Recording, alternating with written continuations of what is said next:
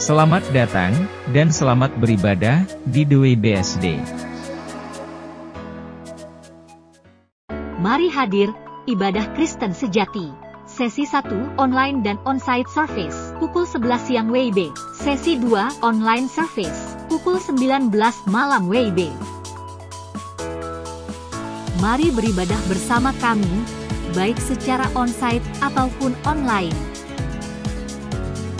The Way mempunyai visi, menjadi gereja yang visioner dan alkitabiah.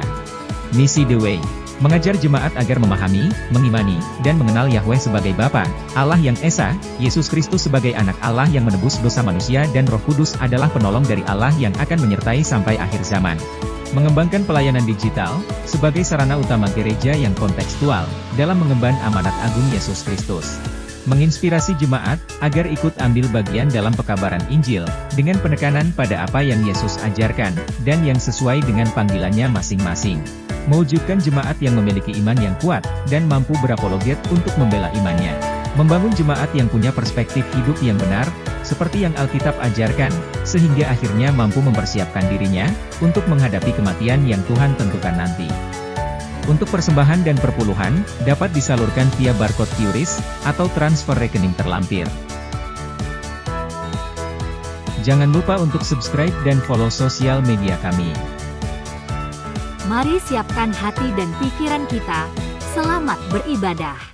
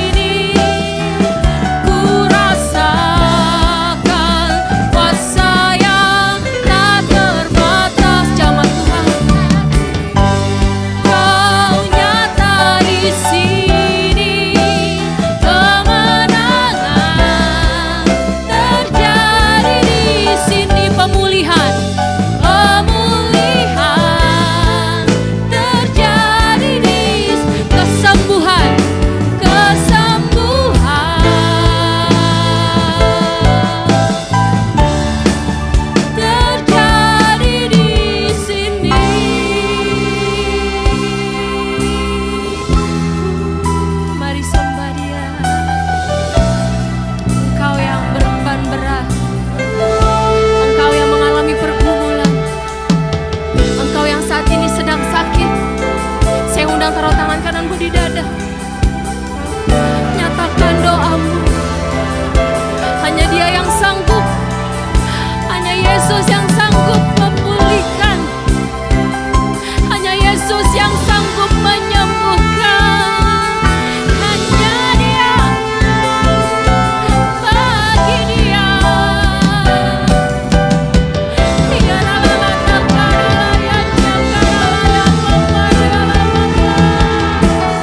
Hanya Dia, hanya Yesus, bagimu pujian. Engkau ditinggikan Tuhan, Engkau layak. Turun atas kami, Roh Kudus urapi kami, jamah kami. Tangan kuasa-Mu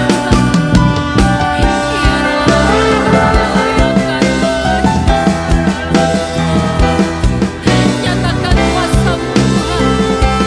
Merdekakan kami Tuhan dari belenggu dosa. Ampuni kami Tuhan. Pulihkan kami. Sembuhkan kami Tuhan. Jamah kami. Jamah kami Roh Kudus. Kami rindu rapat-Mu Tuhan. Mengalir di tempat ini. Jamah kami satu persatu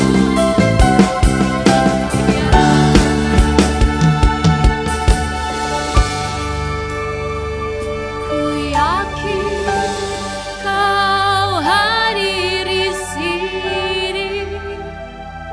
Ku rasakan kuasa yang tak terbatas. Ku yakin Kau nyata di sini. Kemenangan terjadi di sini. Kesembuhan, kesembuhan terjadi di sini. Pemulihan, pemulihan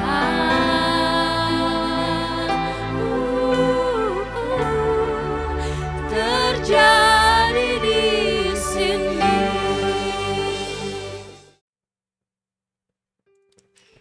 Shalom semuanya, selamat malam. Senang kembali di hari Kamis malam ini kita bisa beribadah tengah minggu bersama The Way BSD.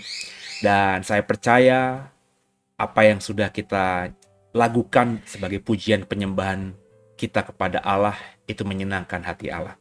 Dan sebentar kita akan mendengarkan firman Tuhan. Kita masih dalam rangkaian coba mendalami, mengeksploitasi, ya, mengeksposisi, menelanjangi tanda kutip setiap perkataan dan pengajaran Yesus Kristus. Karena kita adalah pengikutnya, jadi harus paham sungguh apa yang dimaksudkan dengan setiap kata dan pengajaran Yesus untuk kita. Dan sebelum kita mendalami materinya pada malam hari ini, saya mengajak semua untuk kita bersyukur terlebih dahulu buat segala penyertaan, berkat, anugerah yang Dia berikan kepada kita sampai malam hari ini paling tidak. Ya. Dan untuk itu saya mengajak semua untuk satu hati kita berdoa. Bapa yang baik, terima kasih buat segalanya, buat semuanya. Kami boleh ada di malam hari ini semua karena anugerah-Mu.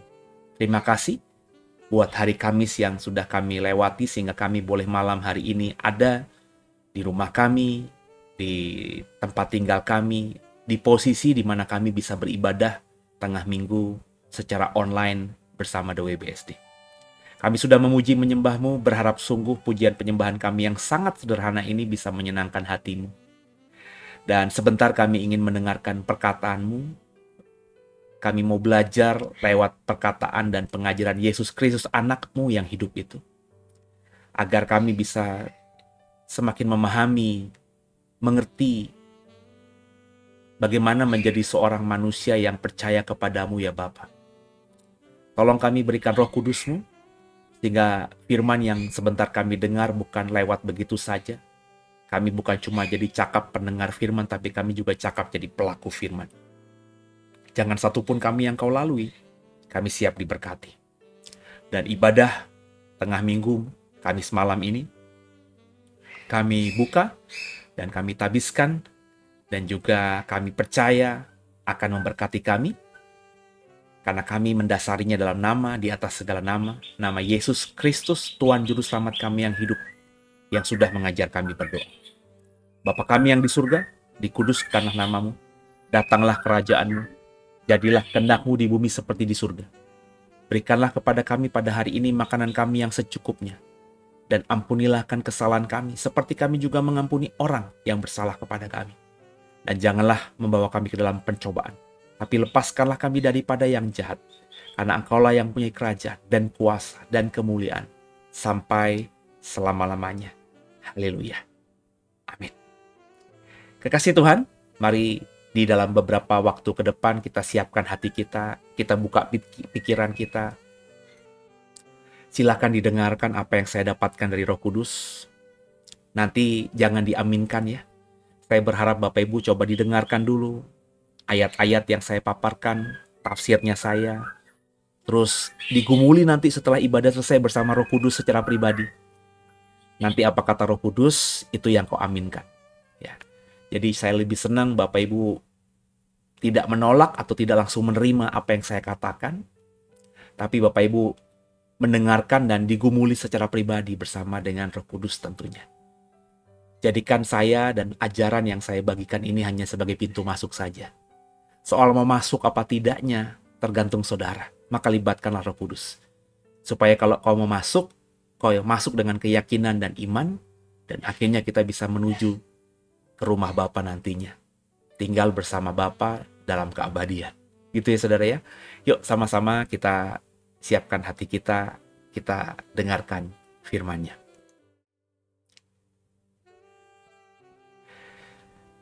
Ini masuk dalam seri ke-32 dari perkataan dan pengajaran Yesus Kristus. Berarti sudah 32 seri, Bapak Ibu. Cukup panjang lebar ya.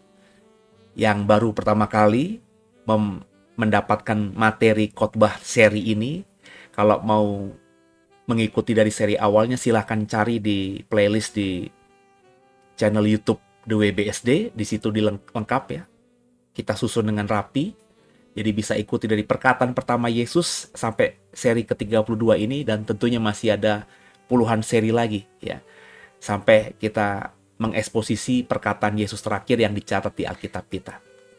Hari ini kita akan coba masih mengeksplorasi atau mengeksposisi ya, pengajaran di bukit dari Matius pasal 5 sampai pasal yang ke-7 ya. Jadi mohon sabar Bapak Ibu. Dan kita akan coba mendalami ayat 13 dari Matius 5 ini, di mana tema yang kita mau ambil juga dari ayat itu, yakni kamu adalah garam dunia. Coba kita pelajari apa sih yang dimaksudkan ketika Yesus berkata, kamu adalah garam dunia. Ayat lengkap versi terjemahan baru 2, Matius 5 ayat 13 berbunyi demikian.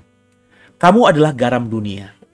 Jika garam itu menjadi tawar, dengan apakah ia diasinkan? Tidak ada lagi gunanya selain dibuang dan diinjak orang. Kasih Tuhan. Saya baca lagi ya. Kamu adalah garam dunia. Jika garam itu menjadi tawar, dengan apa ia diasinkan? Tidak ada lagi gunanya selain dibuang dan diinjak orang.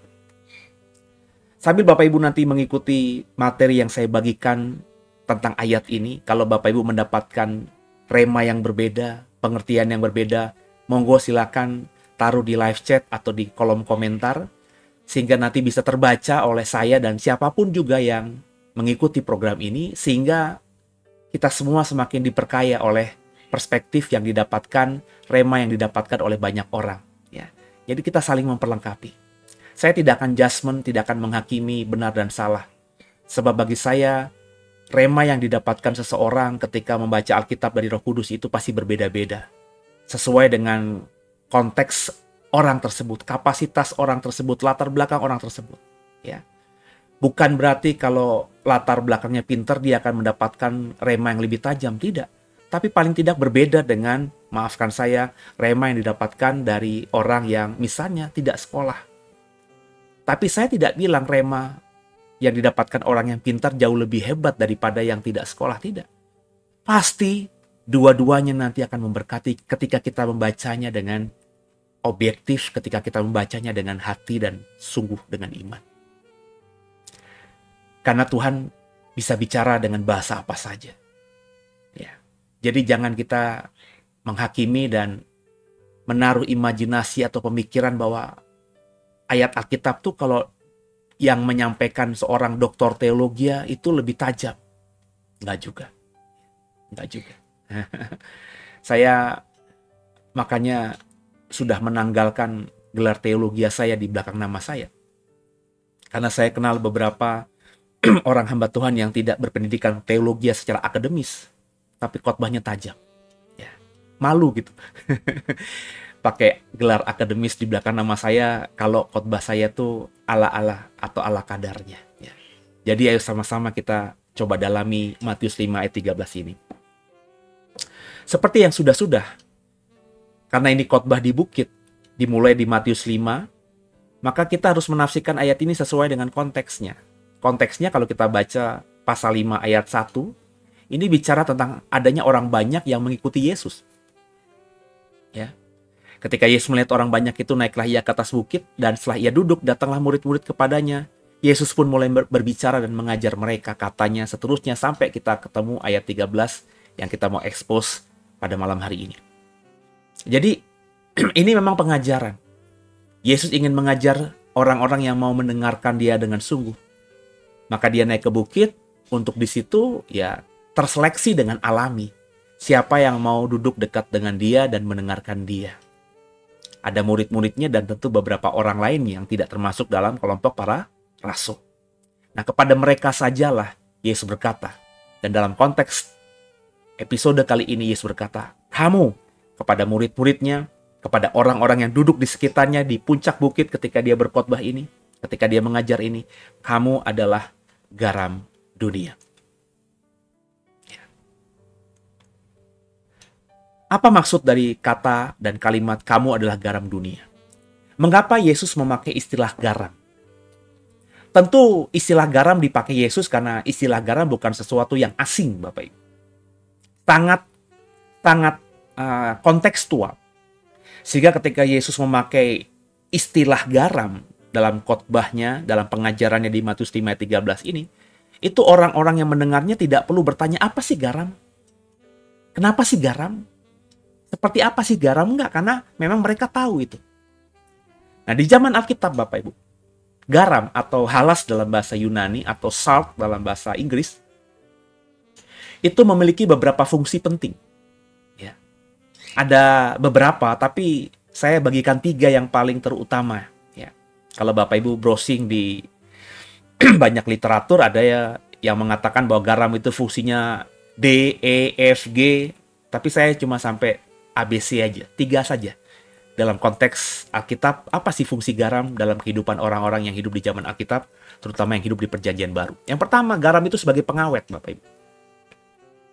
Garam digunakan untuk mengawetkan makanan, terutama daging. Karena pada zaman itu tidak ada teknologi pendinginan, tidak ada cooler, tidak ada kulkas, tidak ada freezer. Ya, masih sangat tradisional. Ini ngomongin 2000-an tahun yang lalu, Bapak Ibu. Jadi garam itu fungsinya untuk mengawetkan makanan. Artinya garam menjaga sesuatu agar tidak busuk. Dan itu masih terjadi hari ini. Ya. Kalau Bapak Ibu ke pasar ada ikan asin, ya. Kenapa diasinkan? Kenapa digarami? Supaya awet. Karena nelayan itu kalau melaut itu kan ikan yang ditangkap bukan 1, 2, 3. Kalau berkatnya ada ya bisa beratus-ratus kilo atau bahkan berkuintal-kuintal.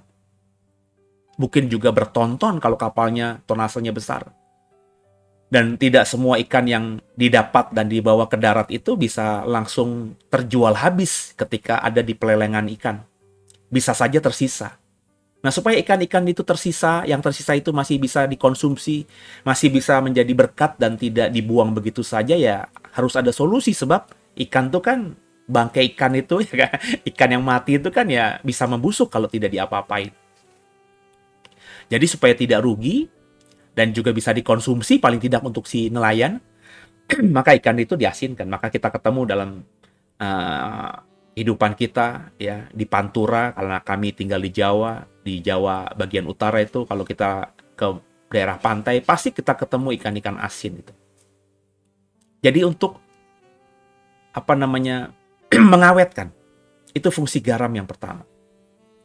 Yang kedua, pemberi rasa. Ini hal yang lumrah. Garam memberi rasa pada makanan dan membuatnya lebih enak dan lezat. Ya, saya kebetulan suka masak, cukup sering masak, dan saya berani yakin di antara semua bapak-bapak yang ikuti program ini mungkin saya yang lebih sering masak daripada bapak-bapak yang lainnya gitu. Dan garam itu ya memang urgent. Selama ini saya tidak pernah masak tanpa garam. Pasti dengan garam. Karena garam itu membuat cita rasa makanan jadi beda, jadi nikmat, ada rasa. Makanya kalau ada orang yang karena tekanan darah tinggi tidak boleh makan garam, makannya hambar, ya memang itu menyedihkan, dalam artian membuat penderitaan. Kenapa? Karena makanan jadi tidak ada rasa. Ya tentu makanya, karena tadi saya singgung dengan tekanan darah tinggi, ya makan garam ya, menggunakan garam ya tidak terlalu berlebih, jangan terlalu berlebih, terutama kalau memang ada indikasi tekanan darah tinggi. Yang berikutnya, yang ketiga, adalah simbol kemurnian. Garam itu sering dikaitkan dengan kesucian dan kemurnian. Dalam persembahan-persembahan Yahudi, garam dipakai sebagai simbol kebenaran dan perjanjian Allah. Ayat yang paling terutama ketika bicara mengenai garam sebagai simbol kesucian dan kemurnian itu terdapat dalam Imamat 2 ayat 13. Dan tiap-tiap persembahanmu yang berupa koin sajian haruslah kau bubuhi garam. Janganlah kau lalaikan garam perjanjian Allahmu dari korban sajianmu. Beserta segala persembahanmu haruslah kau persembahkan garam. Itu yang dikatakan oleh Imamat 2 ayat 13. Jadi Imamat 2 ayat 13 itu mengatakan bahwa garam itu memang berfungsi dalam untuk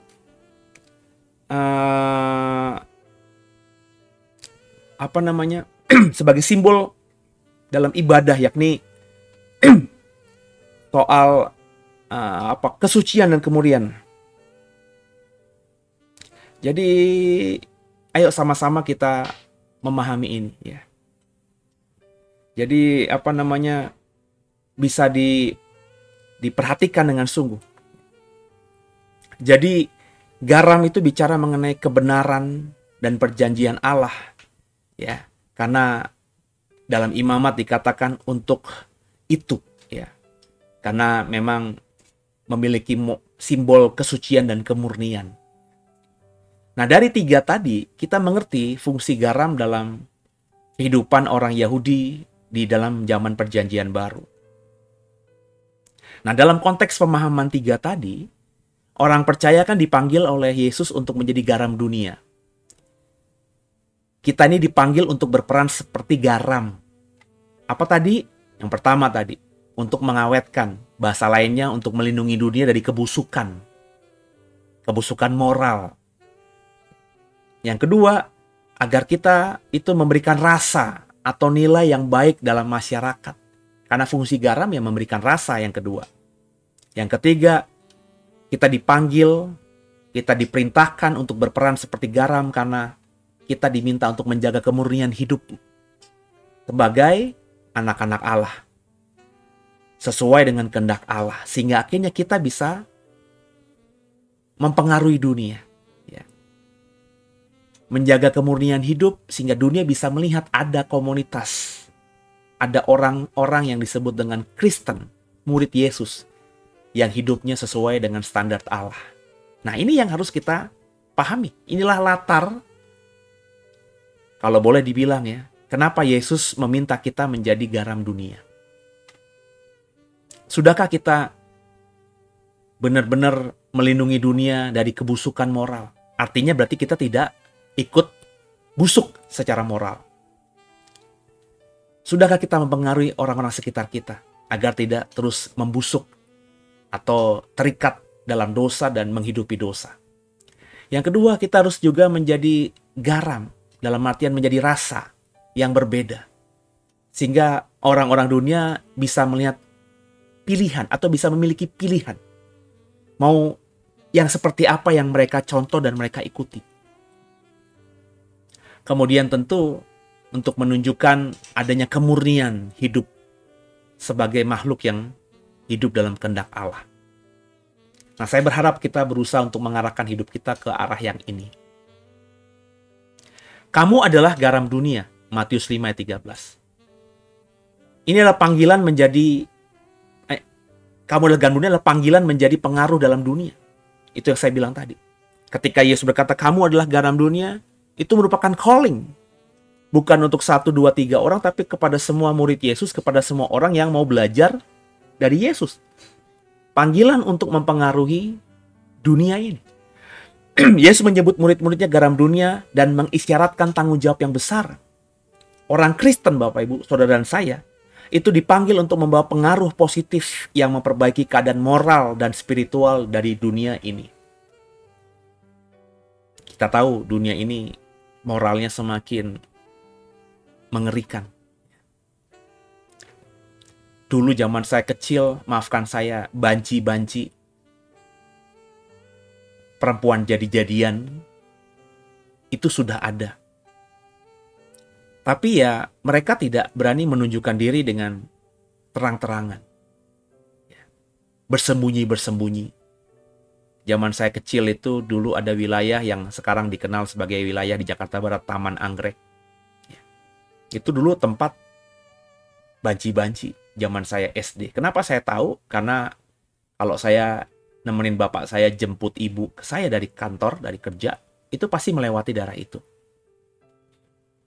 Kalau ibu saya dinas malam, sekitar jam 9 baru pulang dari tempat kerjanya di sawah besar, maka kami dari kebun jeruk itu, bapak saya jam 8 itu sudah keluarin mobil, dan kami ikut gitu ya.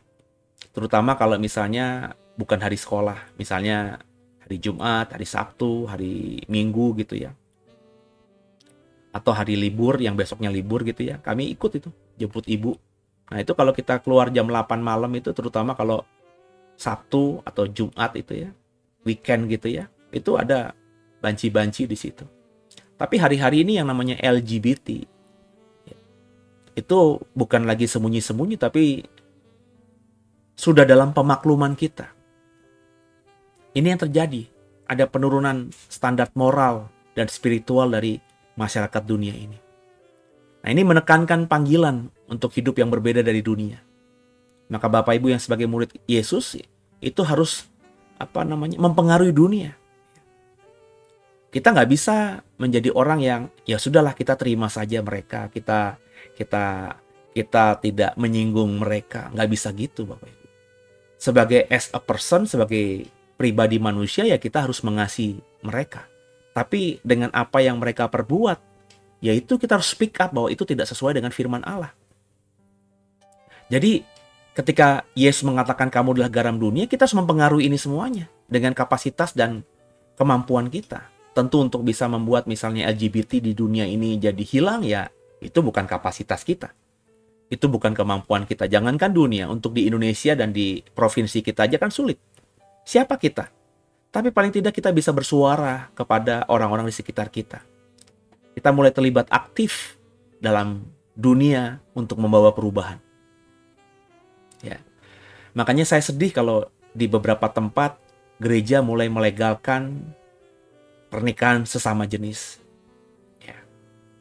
Ya paling tidak sampai hari ini, saudara, etika saya dan kebenaran yang saya pegang di 2024 ini belum bisa menerima. Akal sehat saya belum bisa menerima. Sebab saya masih percaya bahwa perintah untuk menikah dalam hal ini untuk dipersatukan itu ya hanya untuk laki-laki dan perempuan. Ya. Tapi perempuan dengan perempuan, laki-laki dengan laki-laki, itu bukan dalam rencana Allah. Itu yang saya imani. Etika saya pun akhirnya mengikuti apa yang saya imani tadi. Jadi tentu saya sedih ketika lihat di luar negeri ya ada gereja yang pastornya memberkati pasangan sejenis. Sedih aja gitu. Kok bisa gitu? Seorang yang harusnya berkata kebenaran, tapi justru terbawa arus mengikuti dunia. Ya saya nggak tahu ya. Tapi mungkin mereka juga ketakutan. Saya tidak lagi berpikir juga terlalu subjektif. Karena kalau misalnya di Amerika, di sebuah negara bagian itu sudah mengizinkan dan memutuskan bahwa tidak boleh ada pelarangan pernikahan sejenis gitu ya. Jadi kalau ada pendeta tidak mau menikahkan, ya itu resikonya memang pidana. Tapi ya, kalau saya dalam kondisi seperti itu, saya memilih udah, mau diapain juga terserah deh. Daripada saya harus ikut ambil bagian dan bekerja sama dengan sesuatu yang saya sebut dengan dosa atau ketidaktepatan, hamartia. Ya puji Tuhan di Indonesia belum sampai ke sana. Tapi kan wacana-wacana LGBT itu dengan argumentasi hak asasi manusia itu sudah mulai disuarakan. Ya. Nah ini yang mesti kita cermati dengan hikmat Tuhan. Nah, garam hanya berguna ketika berinteraksi dengan sesuatu. Begitu pula dengan orang percaya. Makanya saya bilang tadi, kalau orang percaya itu tidak mau terlibat, tidak mau berinteraksi dengan sesuatu, orang percaya itu ada di menara gadingnya, di kamarnya, di gerejanya aja, tapi tidak mau speak up tentang apapun juga, ya ini dia tidak berperan sebagai garam. Makanya saya juga sedih gitu. Bagaimana banyak pendeta yang katanya dekat dengan Tuhan, berhikmat, tapi tidak bisa melihat bahwa republik ini sedang berada di ranah dikacau balokkan oleh pihak-pihak tertentu dalam hal konstitusi. Ya. Bagaimana hukum bisa diubah semaunya sendiri agar mengikuti keinginannya dan kelompoknya dan keluarganya. Bahkan banyak rekan-rekan saya, ya ini memang sih harus diakui ini adalah subjektivitas saya. Tapi saya merasa bahwa meskipun ini subjektivitas saya, tapi saya melihatnya dengan objektif. Masih banyak pendeta teman-teman saya yang terlalu pro dengan rejim yang hari ini, sehingga tidak bisa melihat hal itu.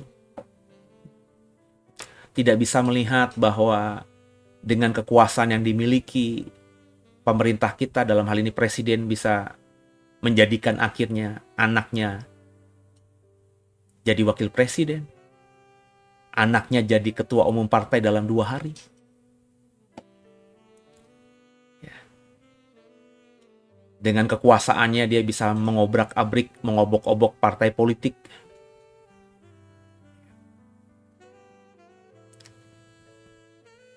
Dan dengan kuasanya juga ada isu yang mesti harus dibuktikan. Anak-anaknya terima gratifikasi. Ya meskipun itu harus diuji dengan hukum, kita harus berpraduga tak bersalah. Tapi kan sudah ada bukti ya, bahwa anaknya naik private jet. Ya. Cuma dijelaskan itu punya temannya, diajak temannya. Tapi temannya siapa tidak disebutkan. Anaknya pun belum bersuara sampai hari ini, padahal sudah 2 minggu berita itu. Ini kan sesuatu yang mungkin dibikinnya udah diemin aja, nanti dianggap nanti juga masyarakat lupa. Jadi kita nih ada di ambang, kalau bagi saya tidak bernubuat, tapi kita berada di ambang jurang dari kehancuran sebuah negeri yang kita bangun bersama. Jangan bilang sama saya, apa sumbangsihmu?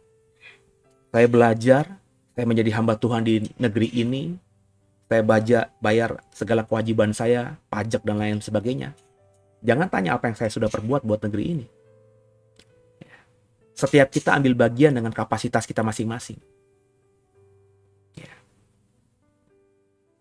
Jadi jangan bandingkan tanggung jawab saya dan yang lainnya dengan presiden. Karena nggak mungkin semua orang jadi presiden, kan begitu.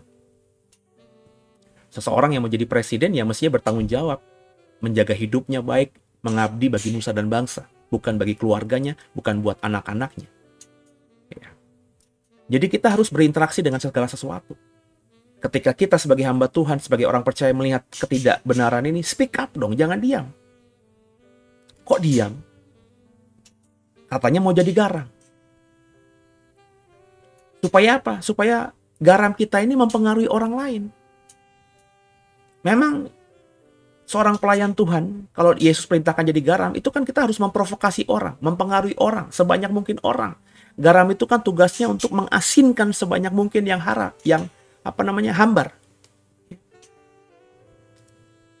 Jadi orang-orang percaya harus terlibat dalam kehidupan sehari-hari, berinteraksi dengan orang lain, menghadirkan kasih, kebenaran, dan keadilan Allah. Jadi kalau ada orang Kristen yang tidak mau terlibat aktif dalam banyak hal, mengunci dirinya, duduk di singgasananya, di menara gadingnya, berarti mereka belum berfungsi sebagai garam. Artinya secara sadar tidak sadar, mereka tidak mau menjalankan perintah Yesus Tuhan mereka, Juru Selamat mereka, Raja mereka, agar kita mempengaruhi dunia dan menjadi garam dunia.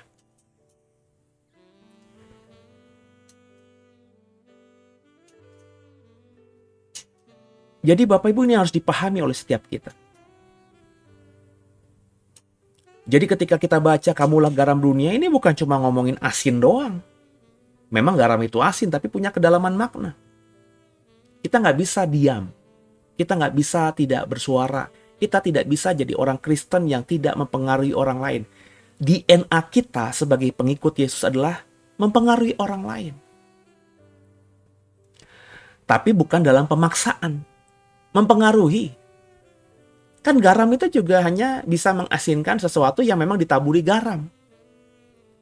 Kalau Bapak Ibu tidak mau menaburkan makananmu dengan garam, tidak mau asin, ya tetap aja makanan itu akan hambar dan garam tidak berfungsi apa-apa. Ya. Jadi bagian kita itu ya mempengaruhi. Kalau orang yang kita mau pengaruhi tidak mau dipengaruhi oleh kita, ya sudah.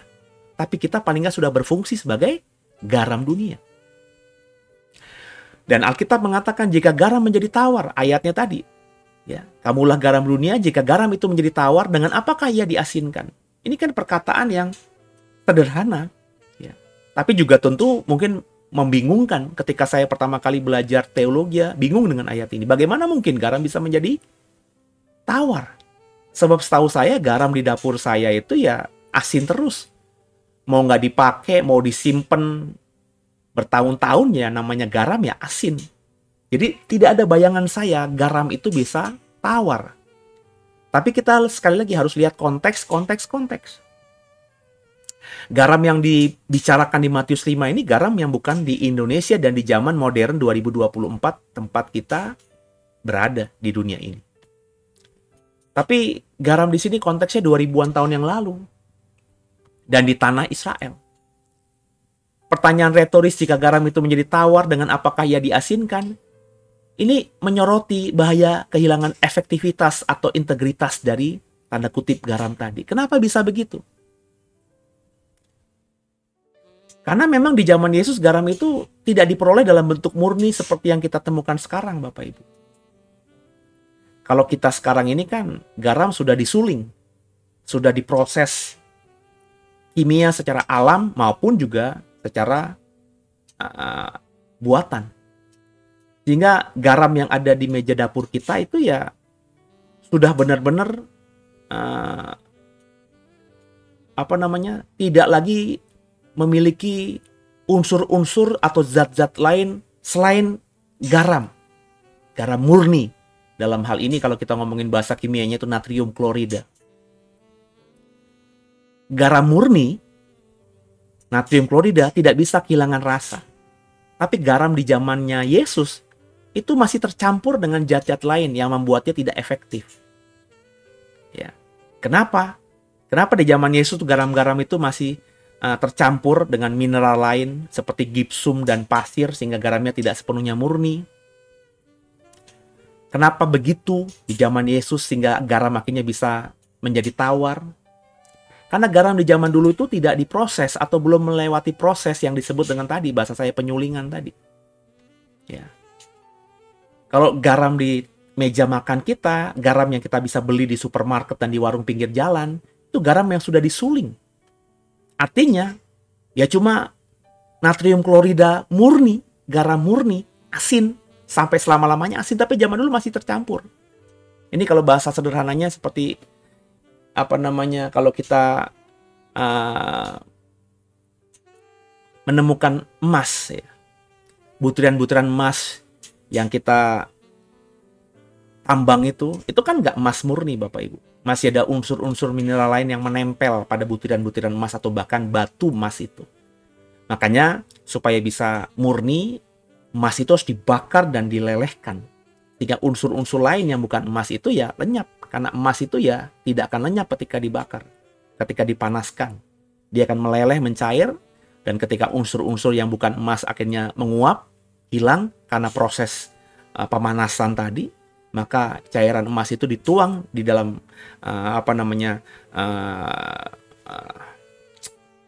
wadah-wadah khusus yang bisa membentuknya menjadi benda padat tertentu. Misalnya kalau mau membuat emas murni dari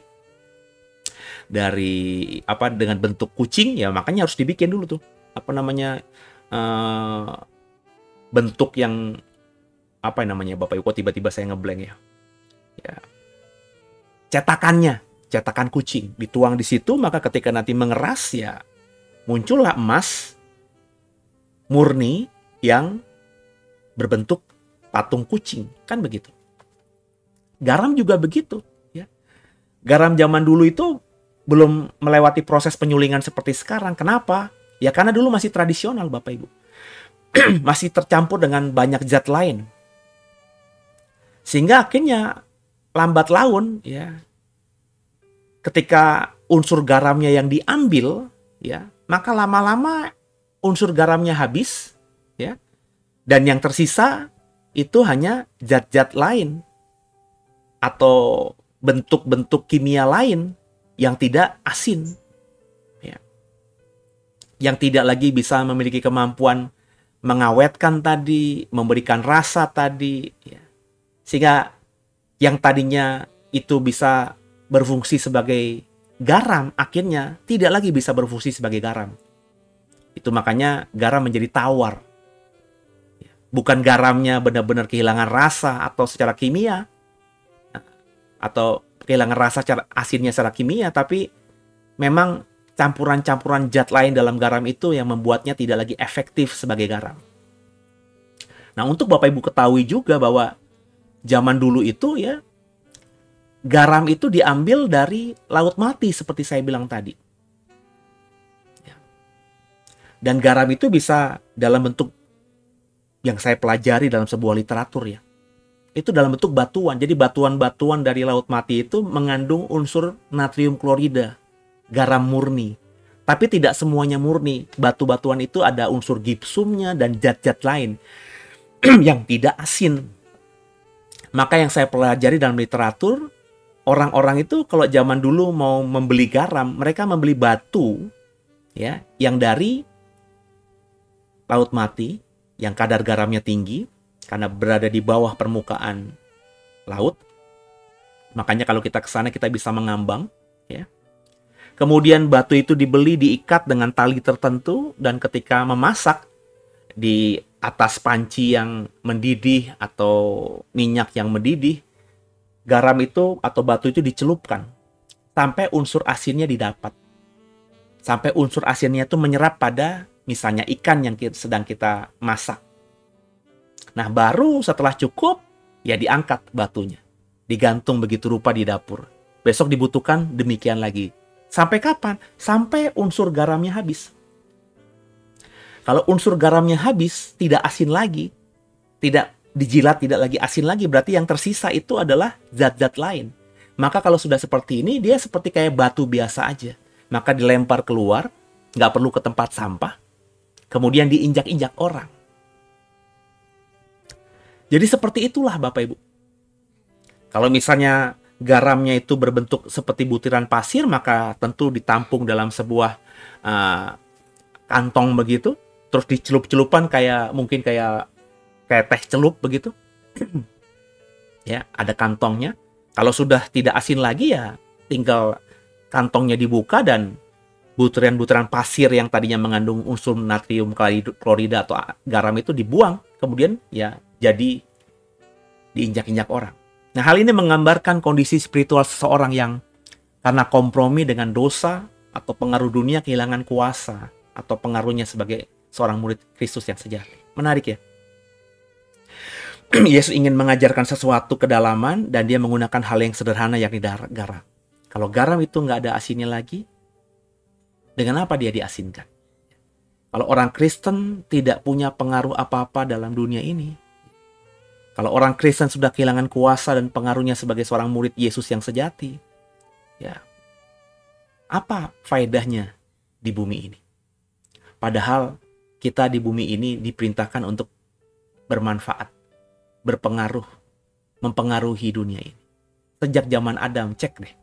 Adam itu perintahnya untuk pergi, kuasai bumi, taklukkanlah bumi. Itu perintah Allah kepada manusia dalam Kejadian pasal 1 ayat 27 dan seterusnya. Sepanjang perjanjian lama, sepanjang perjanjian baru, kalau di perjanjian baru orang percaya juga harus berpengaruh. Makanya saya bilang tadi kalau orang percaya tapi diam saja, ya, tidak mau berada dalam komunitas, tidak mau terjun dalam masyarakat, tidak mau speak up tentang apapun yang terjadi, bagaimana dia bisa mempengaruhi dunia? Kalau demikian, pantaskah orang seperti ini disebut sebagai pengikut Kristus atau anak Allah? Padahal Allah dan Kristus lewat firman-Nya di Alkitab kita memerintahkan kita untuk mempengaruhi dunia ini. Nah, ini yang saya bilang tadi, konsep garam tadi. Dalam budaya Yahudi juga kental sekali unsur garam tadi. Dalam tradisi Yahudi, garam sering digunakan dalam ritual keagamaan, seperti persembahan di Bait Allah, di mana garam menjadi lambang kemurnian dan perjanjian Allah. Imamat 2 ayat 13 sudah kita baca tadi. Jika garam menjadi tidak murni atau tercemar, ia tidak bisa lagi digunakan untuk tujuan spiritual atau tujuan yang sakral tadi. Jadi gambaran tentang garam yang kehilangan keasinan juga dapat dipahami dalam konteks kemurnian iman dan kesetiaan kepada Allah. Kalau orang Kristen dalam hal ini tidak memiliki kemurnian iman dan tidak setia kepada Allah, jika orang percaya tidak lagi menjaga kemurnian hidup mereka, hati mereka, mereka juga kehilangan kemampuan untuk menjadi saksi dan pengaruh yang baik pada dunia. Lalu apa faedahnya? Lalu Kristus yang mereka imani itu berdampak apa terhadap dunia? Bukankah dengan kita percaya kepada Yesus, kita tuh diminta untuk menjadi alat Kristus untuk mempengaruhi dunia? Karena Yesus sekarang ini sudah berada dalam hadirat Bapa, di rumah Bapa. Dia tidak lagi di dunia ini. Maka kita-kita inilah sebagai pengikutnya yang dipakainya, diharapkannya untuk meneruskan apa yang dia lakukan 2000 tahun yang lalu ketika berinkarnasi menjadi manusia. Tapi mana? Apa yang kita kerjakan? Apa yang kita lakukan? Ya. Apa yang sudah kita kerjakan untuk mempengaruhi dunia ini?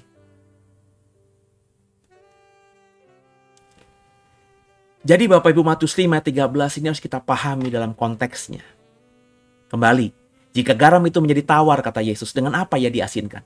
Tidak ada lagi gunanya selain dibuang dan diinjak orang. Garam menjadi tidak berguna. Ketika garam sudah tercampur dengan banyak mineral lain, itu tidak lagi berguna untuk mengawetkan makanan atau memberi rasa pada makanan kita. Dan garam ini kadang-kadang digunakan untuk memadatkan jalan-jalan atau jalan setapak, karena sudah tidak lagi ada gunanya untuk tujuan konsumsi. Jadi frase dibuang dan diinjak orang itu sangat relevan seperti yang saya sudah jelaskan. Karena fungsi garamnya, unsur natrium kloridanya sudah hilang. Udah nggak efektif lagi. Udah nggak memberi rasa asin lagi. Ya maka ya sewajarnya dibuang dan diinjak. Atau kalau memang ada jalan yang tidak rata, ada jalan yang lubang, itu dipakai untuk menutup lubang agar tidak ada orang celaka. Fungsi garam akhirnya yang tadinya spesial bisa mengawetkan, memberi rasa, dan juga simbol dari kesucian karena dipakai dalam ritual-ritual agama, terutama agama Yahudi. Ditaruh di mezbah sebagai bagian dari ibadah dan persembahannya kepada Allah. Akhirnya tidak lagi ada value-nya. Dan cuma dibuang dan akhirnya diinjak-injak orang. Ketika Yesus berkata bahwa garam yang kehilangan keasinannya akan dibuang dan diinjak orang, ini mencerminkan bahwa seorang murid yang tidak hidup sesuai dengan panggilan mereka menjadi tidak lagi berguna bagi tujuan Allah di bumi ini. Kita tuh kan menjadi Kristen agar kita bisa dipakai oleh Allah. Allah bisa memakai kita. Kenapa? Karena kita sudah dikuduskan. Kan tanpa kekudusan tidak seorang pun bisa melihat Allah. Lah kalau kita nggak kudus, bagaimana Allah bisa memakai kita dan bagaimana kita bisa dipakai Allah? Tujuan kita percaya kan bertobat, memberi diri dibaptis agar kita disucikan, dibenarkan. Nah kalau Bapak Ibu sudah paham bahwa kita tujuan menjadi Kristen agar kita dibenarkan, maka kita mestinya harus mau dipakai oleh Allah untuk menjadi hambanya. Untuk menghidupi mimpi-mimpinya, cita-citanya agar manusia seperti kembali dalam konsep penciptaan yang dia inginkan. Tapi kalau manusia itu tidak lagi hidup sesuai dengan standar Allah, ya bagaimana Allah bisa memakainya? Kehidupan yang tidak berdampak akan kehilangan tempatnya dalam misi Allah. Dengan kata lain, orang percaya yang tidak berfungsi sebagai garam tidak lagi relevan dalam pekerjaan Allah untuk menyelamatkan dan memperbarui dunia. Nah ini yang terus menjadi momok saya gitu, ketika saya mengerti akhirnya fungsi garam tadi. Ketika saya mendalami di awal pertobatan saya, kenapa garam bisa menjadi hambar? Oh, berarti saya tuh harus terus on the track. Sebab kalau saya tidak lagi berfaedah, fungsi saya tidak lagi menjadi seorang yang memberitakan Injil, maka saya tidak bisa lagi mengaku berada dalam keluarga Allah. Sebab seseorang yang mengklaim dirinya adalah bagian dari keluarga Allah di bumi, menjadi bagian dari kerajaan Allah di bumi ini, maka orang ini harus terus berfungsi sebagai garam bagi dunia ini. Harus terus mempengaruhi dunia dengan hal-hal baik yang dia imani dan dia lakukan lewat mencontoh pribadi yang namanya Yesus Kristus. Jadi, kalau ada orang percaya yang tidak berfungsi sebagai garam lagi, maka dia tentu tidak relevan tadi dalam pekerjaan Allah. Ini dimaknai sebagai peringatan keras tentang pentingnya integritas dan kesetiaan. Dan kalau Bapak Ibu mau jujur, mau melihat dengan jujur, di luar sana banyak orang Kristen yang tidak berfungsi sebagai garam. Yang melihat sahabatnya, keluarganya, ada yang hidupnya tidak setia, kawin cerai, jinah cabul. Tapi sepanjang orang Kristen ini mengenalnya sebagai saudaranya, dia sama sekali tidak pernah menegur sesuatu yang dia rasa itu kurang baik untuk dilakukan. Didiamkan saja sambil berharap dan berpikir, agamaku, agamamu, dosamu, dosaku. Nggak peduli. Nggak bisa Bapak Ibu. Orang Kristen nggak bisa cuci tangan seperti Pilatus. Nggak bisa. Orang-orang Kristen harus jadi garam kok. Bagaimana kita bisa bilang bahwa, saya nggak mau Padahal di situ ada makanan yang hambar. Yang kalau kau masuk ke dalamnya, itu bisa memberi rasa yang membuat orang-orang yang memakannya akan terpuaskan. Sedangkan kau tidak mau berfungsi sebagai garam. Kau diamkan saja. Orang percaya harus terus menjaga iman, Bapak Ibu. Menjaga integritas, menjaga kesetiaan, terus menjadi garam, terus menjadi pengaruh bagi orang-orang sekitarnya, berpengaruh bagi dunia ini. Dan itu harus terus efektif di sepanjang kita hidup. Sampai kapan? Sampai kita mati. Kalau kita sudah mati sebagai manusia, ya kita nggak perlu lagi jadi garam dunia. Apa yang kita garami? Kalau kita sudah mati kan kita sudah selesai sebagai manusia yang fana dan kita dikumpulkan bersama orang-orang kudusnya Allah. Di tempat yang penuh dengan kekudusan, di mana isinya semua orang yang kudus, apa fungsi garam itu? Nggak ada lagi. Jadi perintah untuk menjadi garam tuh di dunia ini selama kau masih hidup sebagai manusia.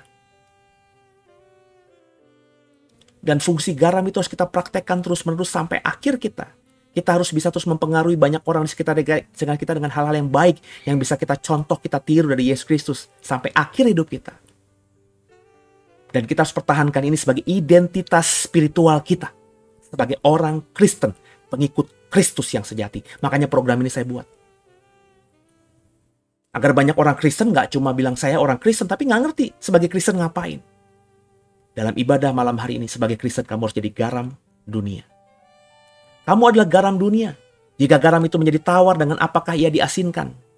Tidak ada lagi gunanya selain dibuang dan diinjak orang. Apa artinya? Pengajaran Yesus ini sebagai tantangan bagi orang percaya untuk apa? Untuk tetap setia dalam panggilan mereka. Kehidupan yang mempengaruhi dunia dengan kebaikan, keadilan, kebenaran Allah adalah inti dari misi Yesus. Itulah misi. Itulah penginjilan. Berdampak bagi dunia. Sebagai garam dunia kita dipanggil untuk berperan aktif, menjaga kemurnian dan menghadirkan kasih Allah yang Yesus inginkan agar terjadi di tengah masyarakat yang sudah rusak ini. Itulah fungsimu.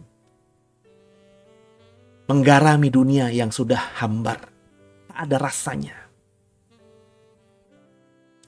Itulah fungsimu. Agar dunia kembali punya rasa. Yakni apa? Yakni setia. Yakni apa? Yakni hidup dalam keadilan. Yakni apa? Yakni hidup dalam kebenaran Allah. Dan akhirnya tercipta kerajaan Allah di bumi ini.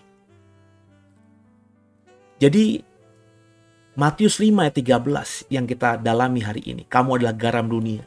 Jika garam itu menjadi tawar, dengan apakah ia diasinkan? Tidak ada lagi gunanya selain dibuang dan diinjak orang. Itu harus kita hidupi mulai sekarang. Dengan memahami bahwa garam zaman kuno seringkali tercampur dengan zat lain, maka kita bisa melihat bahwa metafora ini memberikan peringatan penting bagi setiap kita orang percaya. Untuk menjaga kemurnian, untuk menjaga pergaulan. Garam di zaman dulu itu bisa tercemari kalau tercampur dengan zat-zat lain. Kita yang sudah murni, kita yang adalah garam dunia ini, kalau kita tidak jaga pergaulan kita, tidak jaga hidup kita, kita kan terkontaminasi dengan zat-zat lain. Makanya kata firman Tuhan, jagalah pergaulan kita. Pergaulan yang buruk merusakkan hal yang baik. Merusakkan kehidupan rohani kita, kemurnian iman kita. Dan itu yang menjadi bagian kita supaya apa? Tidak terkontaminasi, tidak tercemar oleh apa? Oleh hal-hal yang merusak yang kita bisa temukan dengan mudah di dunia ini. Seperti garam yang tercampur dan tidak menjadi berguna lagi, ya. Orang Kristen yang membiarkan diri mereka tercampur dengan dosa, kompromi dengan hal-hal yang jahat, atau menerima secara pasif, artinya karena dia tidak bersuara, ya artinya dia menerima secara pasif. Nilai-nilai dunia seperti LGBT tadi. Ya. Mestinya sebagai orang percaya ketika ada isu LGBT kita speak up. Jangan diam saja. Kalau diam aja berarti Bapak Ibu menerima nilai-nilai itu. Menerima LGBT itu. Nah, orang-orang yang seperti ini itu kehilangan efektivitas mereka sebagai apa? Sebagai agen perubahan bagi kerajaan Allah di dunia ini. Yesus meminta kita menjadi garam dunia. Pengertian yang mendalam tentang garam dunia mengajarkan kita bahwa pengaruh moral dan spiritual itu harus ada dalam DNA kita. Orang Kristen harus menjaga dunia dari kebusukan moral atau spiritual menjadi teladan dalam ajaran mereka juga. Artinya apa? Orang Kristen selain menjaga dunia dari kebusukan juga spiritualitas mereka itu harus menjadi teladan dan ajaran mereka. Artinya ya benar-benar hidup dalam kebenaran. Bukan cuma menjaga dunia dari kebusukan, tapi juga menjadi contoh teladan. Jangan cuma bisa bilang jangan, tapi nggak bisa mencontohkan.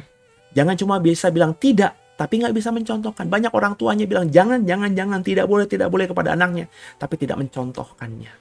Jangan ngerokok ya, tapi dia ngerokok. Kalau pacaran itu ya ngapain sih ganti-ganti? Padahal dia punya pasangan selain istrinya, selain mama dari si anak. Jangan nyontek, tapi sehari-hari di perusahaannya dia korupsi. Tami mawon.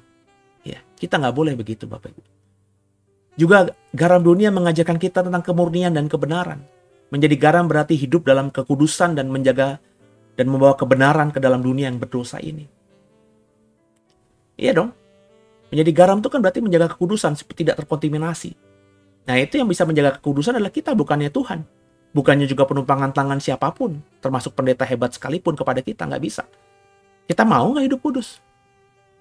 Kalau kita mau, susah. Iya, tapi kita bisa kalau kita mau. Selama kita mau, kita bisa. Kenapa? Karena kita punya roh penolong, roh kudus. Untuk apa hidup kudus? Paling nggak yang sederhana aja lah. Tidak bohong. Ya. Saya paling benci sama orang yang suka bohong untuk hal-hal yang kecil. Ya. Ada mahasiswa, kenapa nggak kumpulin tugas? Iya Pak, tadi tugasnya tiba-tiba nggak ke-save. Mati lampu di rumah nggak ke-save, jadi saya harus ngulang lagi. Padahal ya, dia emang belum buat. Padahal kalau dia berkata dia belum buat aja, ya pasti saya kasih kesempatan. Ya. Kenapa untuk hal-hal yang tidak berpengaruh pada surga dan neraka? Kan kalau nilainya saya berikan nggak A tapi B gara-gara dia terlambat ngerjain tugas, kan tidak akan mempengaruhi dia ke surga dan ke neraka kan? Itu aja berbohong. Untuk hal kecil yang tidak berdampak pada kekekalan aja berbohong, berdusta. Apalagi hal-hal yang besar. Hidup kudus lah saudara. Paling nggak dengan hal kecil kita bisa contohkan dulu, bisa kita lakukan dulu. Baru nanti hal yang besar kita bisa lakukan. Karena sudah terbiasa dengan hal-hal yang kecil tadi. Garam dunia juga mengajarkan tentang pengorbanan. Garam harus tersebar, harus larut dalam sesuatu untuk memberikan pengaruh. Kalau garam cuma kayak batu garam yang ada di laut mati cuma digantung doang, ya dia nggak akan ngaruhin apa-apa. Setan nggak takut sama garam, makanan nggak akan menjadi asin kalau nggak dicelupkan, cuma digantung doang, yang nggak ada pengaruhnya apa-apa. Maka sebagai garam kita harus tersebar, harus larut pada sesuatu. Memberikan pengaruh itu harus. Makanya saya bilang tadi di awal, jangan jadi orang Kristen yang hanya duduk di singgasana raja atau di menara gadingnya. Harus turun down to earth. Ya, bersosialisasi, bergaul dengan orang-orang sekitar kita. Di gereja jangan cuma datang ibadah, duduk di pojokan, selesai ibadah pulang. Lah buat apa ke gereja? Gereja itu adalah persekutuan, ya. Koinonia, berinteraksi. Makanya saya selalu berkata, kalau kita mengerti ini ya kita kalau ada di gereja yang sangat besar sekali ya susah. Meskipun bisa berkoinonia, tapi kan kalau gerejanya besar ya udah lu gua gitu. Ya paling cuma senyum doang.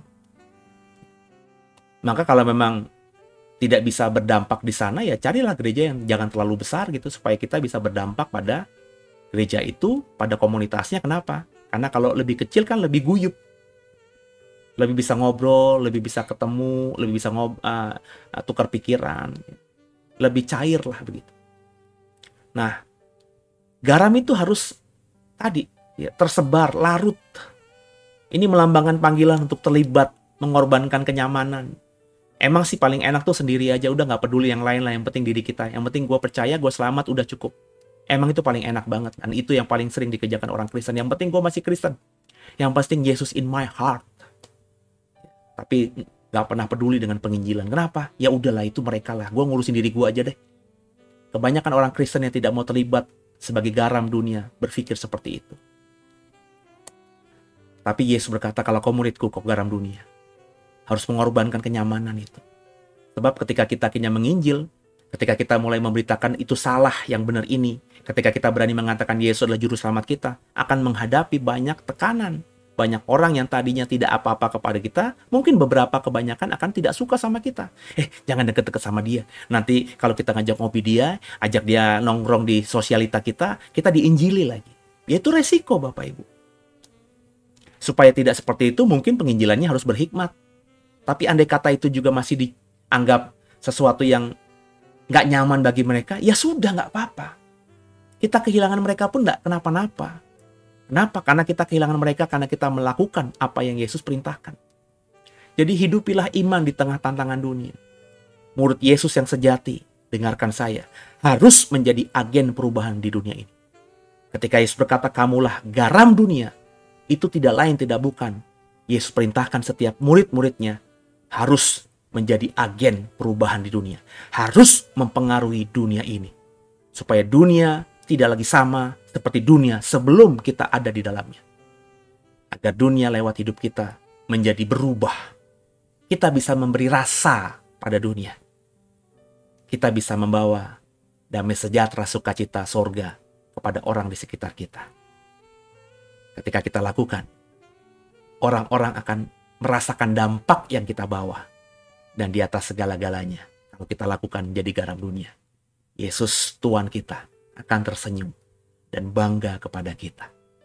Upahmu pasti besar di surga. Pertanyaannya, apakah kita sudah menjadi garam? Ketika Yesus berkata, kamulah garam dunia, sudahkah kita ada di sana? Semoga sudah. Kalau belum, usahakan. Kalau sudah, pertahankan. Agar kita tidak kendur. Sampai akhir kita, tarikan nafas terakhir kita tetap bermanfaat untuk dunia. Karena menjadi garam dunia. Semoga diberkati. Dan saya mengundang kembali Bapak Ibu untuk bersama dalam pengajaran yang kami berikan lewat jadi member dari channel YouTube The Way BSD. Ya, silakan Bapak Ibu jadi member Yerusalem Baru, ya, Langit Baru. Ya, Bapak Ibu akan mendapatkan materi-materi setiap hari dari saya, materi-materi yang spesial karena kebanyakan tidak mungkin saya sampaikan di dalam khotbah-khotbah saya. Ya. Semoga semakin banyak yang saya simpan selama ini dan Bapak Ibu dapatkan, dan juga dengan Bapak Ibu mendapatkan remanya langsung dari Roh Kudus, Bapak Ibu akan jadi pribadi yang jauh lebih kaya dalam banyak hal dibandingkan saya. Itulah kerinduan saya. Gitu ya. Yuk, kita tundukkan kepala, kita doa. Mengucap syukur Bapak, buat hari ini kami diingatkan untuk menjadi garam dunia. Menjadi garam berarti kami terpanggil atau dipanggil untuk menjadi pribadi yang mempengaruhi dunia. Nggak boleh kami menjadi pribadi yang hanya berdiam dan tidak berdampak apa-apa bagi dunia. Sebab garam itu hakikatnya mempengaruhi. Sehingga ketika Yesus berkata, kalau garam sudah tidak lagi punya asin, jadi hambar, bagaimana bisa diasinkan? Paling cuma dilempar dan diinjak orang. Janganlah jadi pribadi Kristen, jangan jadi seorang Kristen yang tidak berfaedah bagi orang di sekitarmu. Ingat, ini adalah perintah Yesus. Ingat konteksnya dalam Matius 5:13 tadi. Yesus mengajarkan ini hanya kepada murid-muridnya.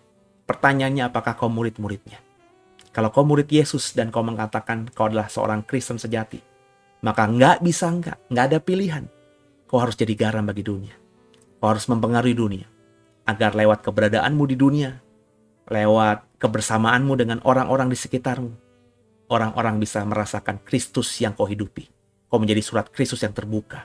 Lewat kesaksian hidupmu, lewat perkataan penginjilanmu yang mengenalkan Yesus untuk keselamatan mereka.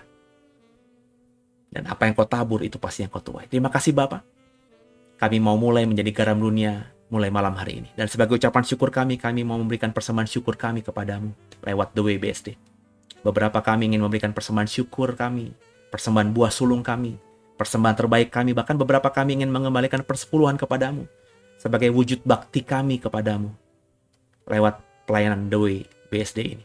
Semoga lewat persembahan kami ini nama Tuhan dipermuliakan, kerajaan Allah semakin diperluas lewat pelayanan The Way BSD. Terimalah persembahan kami siap memberi dengan sukacita, sebab kami tahu pemberian kami ini jika kami beri dengan sukacita akan menyenangkan hati Bapa. Yang siap memberi katakan dengan iman, amin. Bapak Ibu, silakan memberi persembahanmu kepada Tuhan. Jangan datang kepada Tuhan dengan tangan hampa. Bukan masalah nominal, tapi berikanlah sebagai ucapan syukurmu. Sebab sebesar apapun persembahan yang kau berikan kepada Allahmu, nggak akan bisa membalas kemurahan hati Dia kepadamu. Beri dengan sukacita dan dengan ucapan syukur. Selamat memberi. Yesus Kristus memberkati persembahan setiap kita.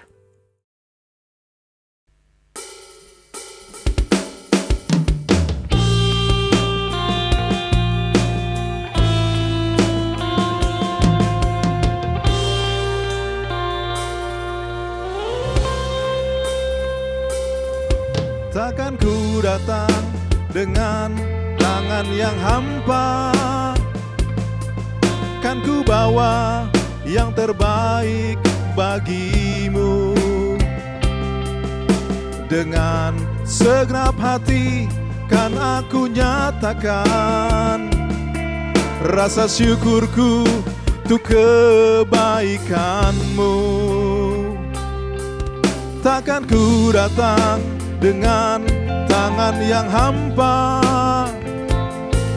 kan ku berikan tubuh, roh dan jiwaku atas mesbamu kan aku korbankan. Yang ku miliki semuanya untukmu. Ini persembahanku, ucapan syukurku, seluruh hidupku kan ku berikan bagimu. Tuhanku, sucikanlah persembahanku, jadi dupa yang harum menyenangkanmu. Tuhanku, terimalah. Terima kasih buat persembahan yang sudah kau taburkan. Saya percaya setiap taburan persembahanmu akan jadi berkat karena kami akan mengelolanya dengan bertanggung jawab, sehingga lewat pelayanan digital kami semakin banyak orang yang mengenal kebenaran. Mari Bapak Ibu kita tutup ibadah kita dengan doa terlebih dahulu. Kami mengucap syukur Bapak buat segala kebaikan-Mu. Di Kamis malam ini kami boleh dengarkan firman-Mu. Kami sudah boleh memuji-Mu dan bahkan kami boleh diizinkan memberikan persembahan kami kepadamu lewat The WBSD. Doa agar apa yang kami lakukan dan kami terima di Kamis malam dalam ibadah tengah minggu ini memberkati kami lebih lagi, sehingga kami menjadi pribadi yang lebih paham lagi tentang kebenaran.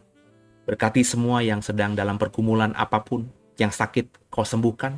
Bilur Yesus sanggup memulihkan segala kelemahan tubuh kami. Yang sedang dalam pergumulan apapun kau berikan jalan keluar. Yang sedang terikat dengan resesi ekonomi kau lepaskan, kau pulihkan ekonomi mereka. Yang sedang butuh pekerjaan kau berikan jalan keluar sehingga menemukan jalan yang terbaik. Entah bekerja, entah berwirausaha, kau berikan yang terbaik buat anak-anakmu ini. Pakai gerejamu dimanapun gereja berada agar jadi saluran berkat sehingga nama Tuhan yang dipermuliakan. Kami bersyukur kami boleh ada di ibadah sore malam hari ini. Dan kami percaya lewat apa yang kami pelajari tentang perkataan dan pengajaran Yesus, semakin hari hidup kami semakin bisa seperti Kristus. Terima kasih buat segala-galanya. Kami percaya malam hari ini setiap kami akan diberkati. Tidur kami tidur yang diberkati Tuhan. Sehingga besok kami boleh bangun dengan bugar dan bisa melewati Jumat yang baik, Good Friday. Menjadi berkat bagi banyak orang dan semakin jadi pribadi yang menyenangkan hati Bapa. Terima kasih buat segala-galanya. Sekali lagi mampukan kami Roh Kudus, bukan cuma cakap jadi pendengar firman, tapi cakap juga jadi pelaku firman. Dan doa ini kami tutup dalam nama Yesus Kristus, Tuhan Juru Selamat kami yang hidup. Haleluya. Biji mata Tuhan, arahkan hatimu, dan terimalah berkat daripadanya. Seperti Allah Elohim, Yahweh memberkati Abraham, Ishak, dan Yakub, berkat yang sama kita terima dalam nama Yesus Kristus. Sebab segala kuasa sudah diberikan Allah kepada Yesus anaknya ini. Bahkan penghakiman di akhir zaman diberikan kepada Yesus. Sehingga melalui nama Yesus kita semua akan diberkati jadi kepala, gak pernah jadi ekor. Naik gak pernah turun. Apa yang kita kerjakan, kita lakukan, dibuatnya berhasil. Melalui nama Yesus, keluar masuk rumahmu diberkati. Apa yang kau kerjakan di luar rumahmu dapat berkat yang dari surga. Sehingga ketika berkat dari surga kau bawa pulang, seisi rumahmu bisa merasakan hidup di bumi seperti di surga. Dan lewat nama Yesus, hidupmu akan dipulihkan, mengalami kerajaan Allah di bumi ini.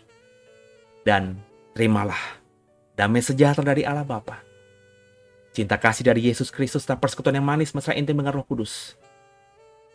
Semua tadi menyertaimu, menyertaiku, keluargamu, keluargaku. Mulai malam hari ini sampai nanti Maranatha. Ketika Yesus Kristus menyebut kita di awan-awan, kita dibangkitkan dan menyongsongnya di angkasa. Dan kemudian kita dibawanya masuk ke langit baru, ke bumi baru, ke Yerusalem baru. Tempat setiap orang yang percaya kepada Yesus hidup dalam kekekalan, berada dalam keabadian bersamanya. Yang diberkati, yang percaya, katakan dengan iman. Amin. Haleluya. Bapak Ibu, terima kasih buat segalanya. Kami percaya apa yang sudah kau terima itu akan memberkatimu. Dan apa yang sudah kau berikan juga lewat persembahanmu, apa yang kau lakukan itu akan membuatmu semakin dalam berkat Tuhan. Sebab apa yang kau tabur, itu yang kau tuai. Sampai jumpa dalam program-program kami berikutnya. Sebentar, ya, mungkin saya kasih waktu setengah atau 1 jam ke depan, ya. Setelah program ini, saya akan upload live, ya, untuk membership di YouTube BSD, materi-materi saya, ya. Ada tentang kerajaan 1000 tahun, dan juga ada tentang program Semedi, Seni Mengasihi Diri. Ya, semoga program-program itu bisa jadi berkat buat setiap saudara. Maka joinlah menjadi membership di channel YouTube The Way Beasley. Sampai jumpa, selamat malam, God bless you. Haleluya.